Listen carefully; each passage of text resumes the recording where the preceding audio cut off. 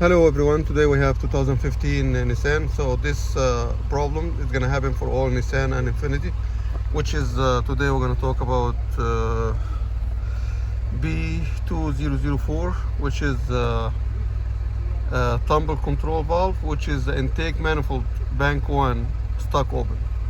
So let me show you very quick how to fix it, and that's a normal and very famous issue with the Nissan and Infinity.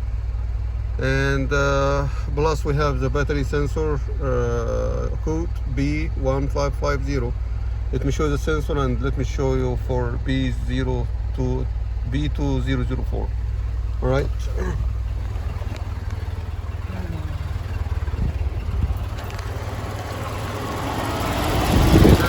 right here.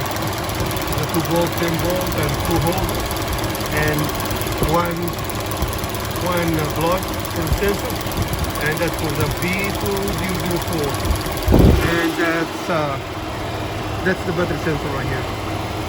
Okay guys, that should be it. That's very famous for Nissan and Infiniti.